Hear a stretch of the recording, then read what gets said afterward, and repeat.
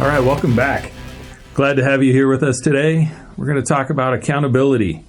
What does it mean? What's the struggle? How important is that? I'm Greg. I'm Ian. And I'm Lauren. Accountability can stretch across your personal life, your marriage, your work, your friendships, sports, so many areas. And I think it's a term we hear kicked around all the time. You've got to be accountable. But what exactly does that mean? Does it mean if someone tells you you have to be there at a certain time, you have to be there, you have no choice? Or is the accountability just what you commit to? Let's look at it in the work environment of, I'm going to hold this group accountable, and to me that means everyone's going to be here at a certain time. Well, then I think of that's mandatory participation. And scrutiny. Yeah. And I use those terms to think of something perhaps more negative, or you're forcing someone to do something. That is definitely a negative context right there. Yeah. Say it is. Well, I mean, sure. I mean, I'm going to hold you or hold that group accountable means that implies that they aren't accountable. Mm-hmm. And really, are you accountable if someone's putting that much pressure on you, or are you just you're playing defense at that point in time? Yeah, you're performing for to live another day. Yeah, which isn't really accountability in my eyes. My eyes, accountability has always been promises made, promises kept. Mm-hmm. Everything from turning up on time to doing your job, regardless whether it's a win or a loss. And you're back to sports. In baseball, the accountability within baseball is do your job. Right. Well, we've talked about that in another podcast. That at times you're called upon for a sacrifice bunt to move the runner, to create a better situation for your team offensively. And no, that's not going to get you all the accolades of hitting a home run or the deep fly ball and the excitement of the crowd. But you're doing your job for your team that's required of you at that point in time. Right.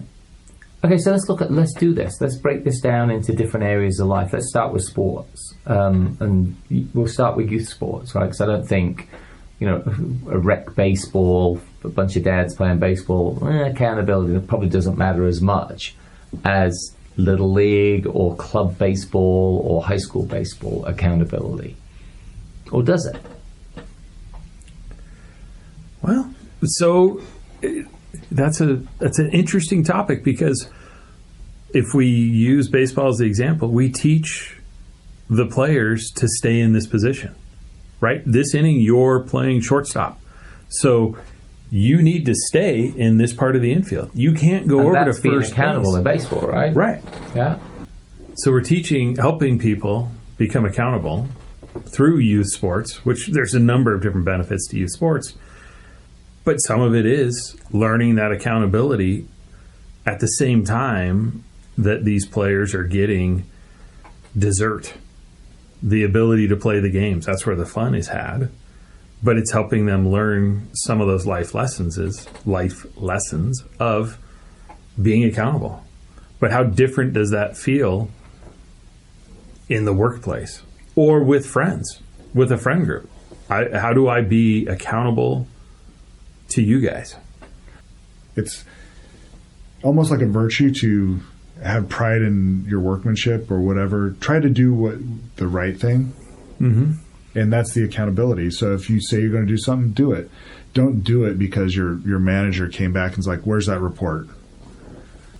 There is that fine line, like you said earlier, Greg, where if it's like needs to be done by the end of the day or else, that's still accountable, but it's more coerced responsibility than, sure. Hey, can you get this done for me? Yep. And you get it done by the end of the day yourself. Now you've gone above and beyond. You're being accountable. It's something you asked to do. But staying on the sports side, like you said, we've even seen in Little League where you get a super athletic kid who's playing shortstop, ball comes second base, and boom, he's there behind. Right. And then the next play running out to center field to make a catch, and then, which we could go off on a totally different tangent, but what that does is it devalues the experience for the rest of the players on the field. Right. Because that person wasn't accountable to stay in their position in the realm of reasonable responsibility, that they actually disappointed their teammates. Well, it takes the accountability away from their teammate. Now they don't feel like they have to be accountable because someone else is doing the job for them. So in that case, a shortstop going over to second base, right? The second baseman goes, I don't have to worry about this ball. I don't have to worry about this. I don't have to practice this hard because I know, player X is going to be there and get to make the play. Well, if the Bad News Bears movie taught us anything, was that I think it was Kelly was the kid that was the all-star player that rode his motorcycle to practice, all of that. Towards the end of that, he took over and was playing all the positions and doing everything, and the rest of the team ultimately revolted from his overabundance of accountability because the coach said, I need you to play all those positions. Well, and it also doesn't give the fellow teammates the opportunity to increase their skill level. Right. So he's actually removing opportunity from them, and in some cases, hindering their own personal growth. So let's take this into the workplace. We were talking about do this or you get fired, do this by the end of the day, that coerce side of things. But, and I think we've all must have worked with people who struggle with accountability in the workforce. And I think there's probably people listening to this who go to work and they say, hey, did you get that report done? They go, oh. And then you hear, well, come on, you got to be accountable. But what are the inputs that are involved with that? Is it just a failure? Is it just like that side of accountability at the workforce? How do you get better at being accountable? And what is really considered accountable?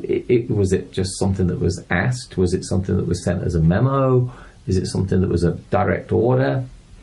Where does that go within the workforce? Well, in a big organization, you could be asked to do something, but you're dependent on a different group.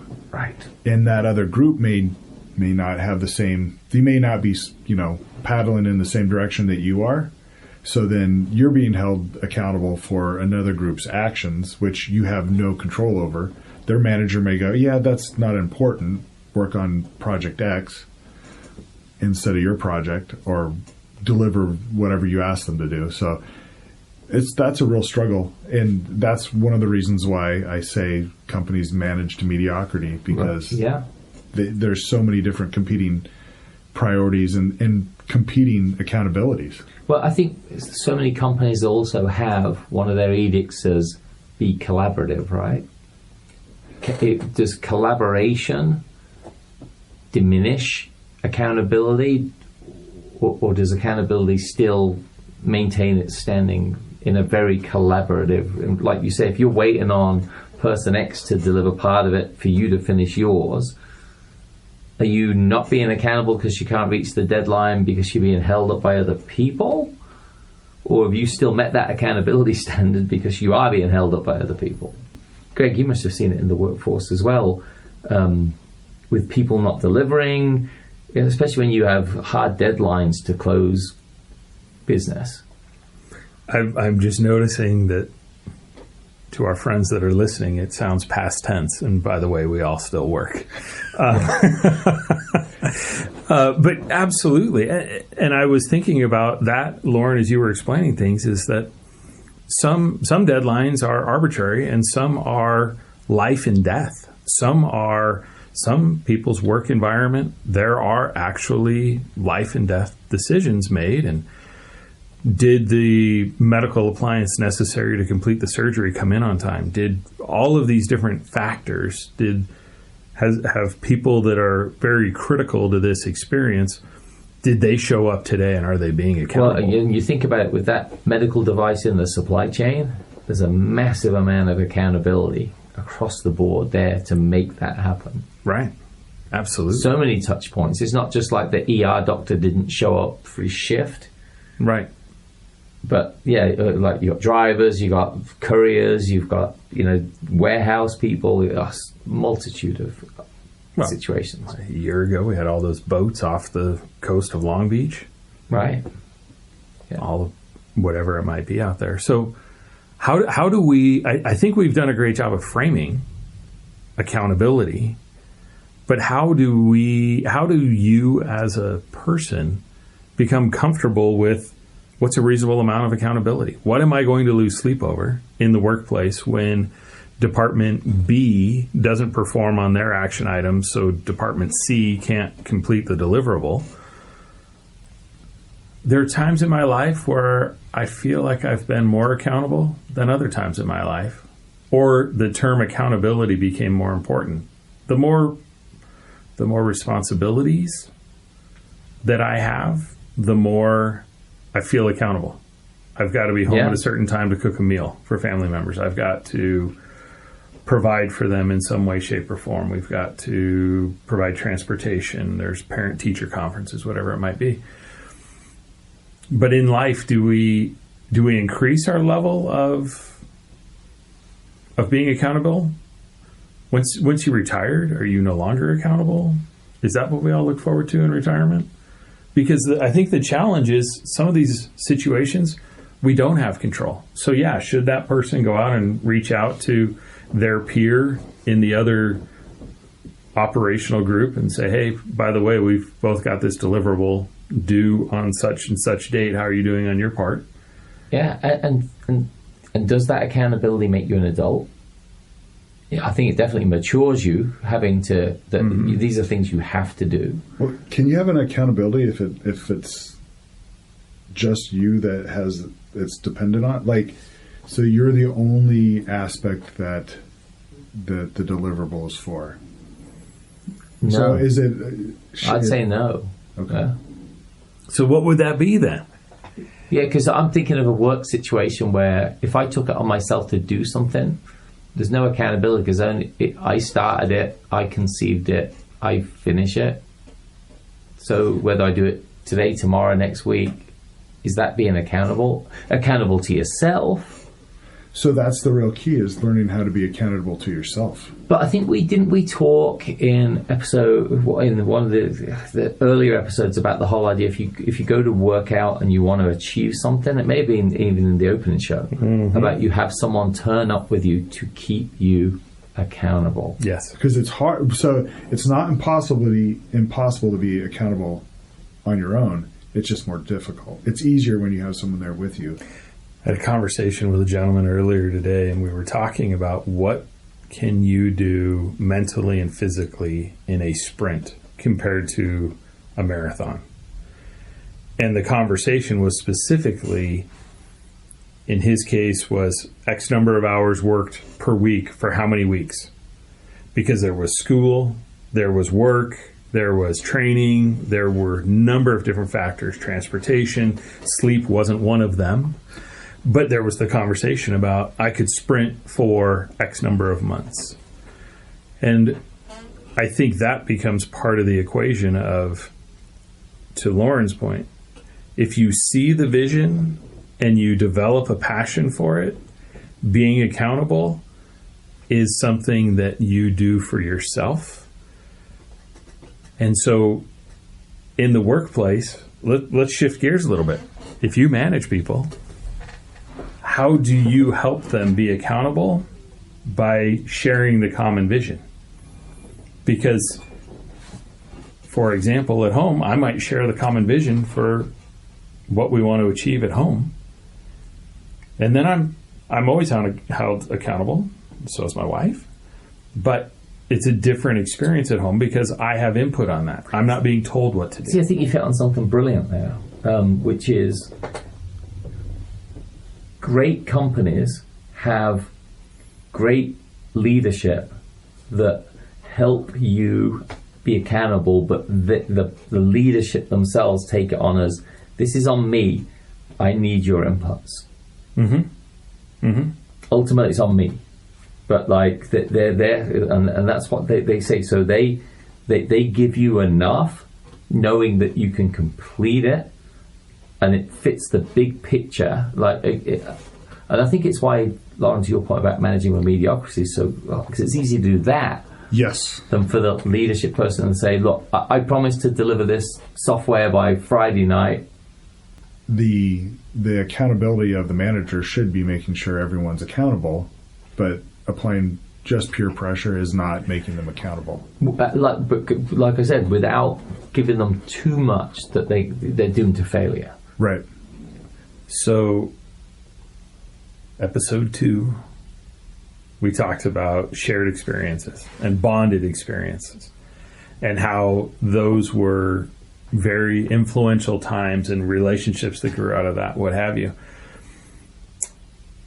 If you think back to some of those times, was there a massive separation if you've been in that environment in the workforce?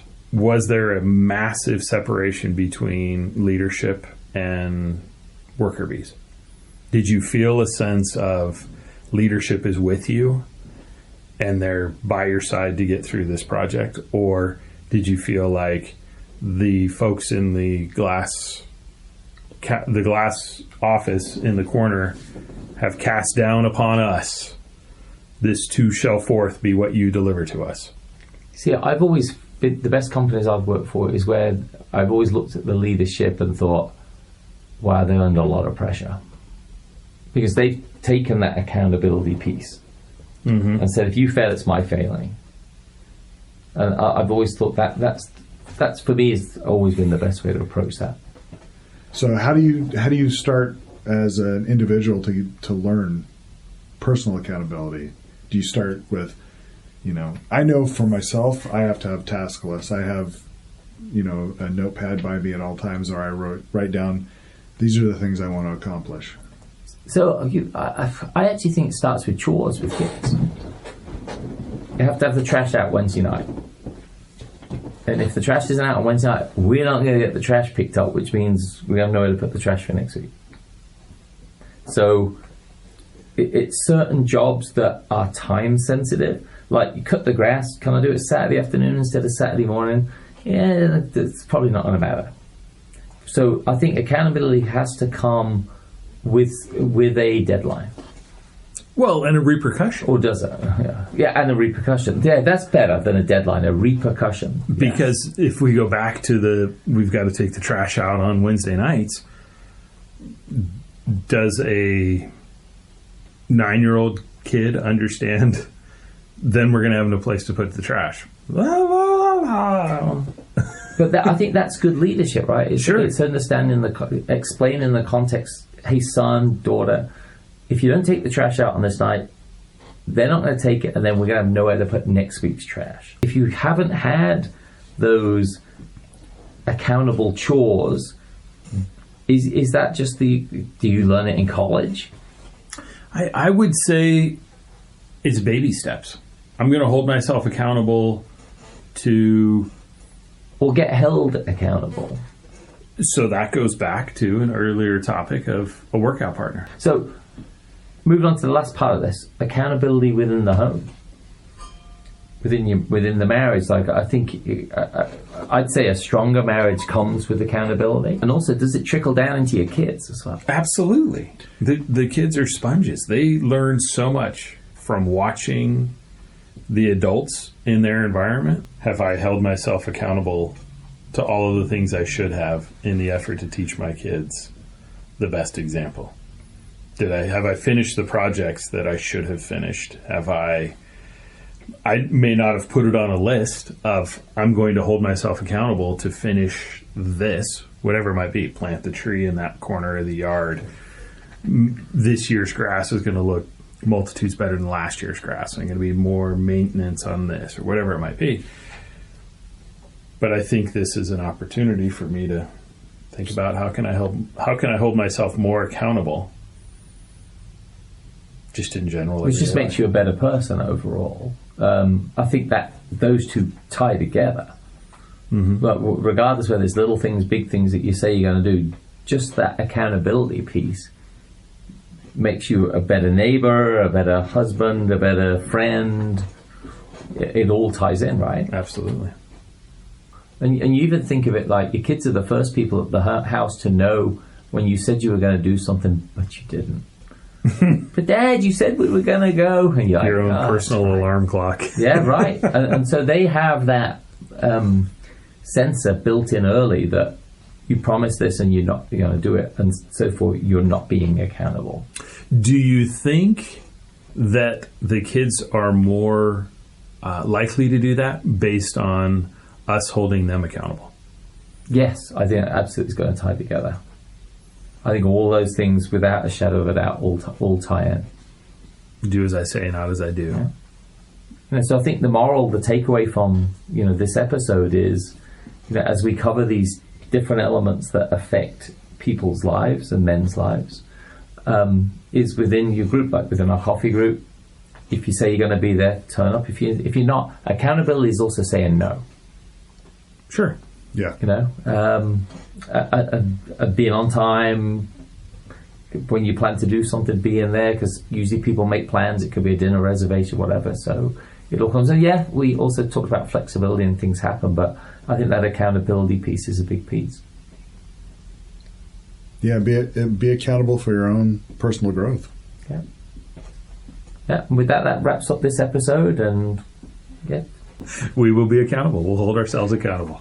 Until next time. Adios.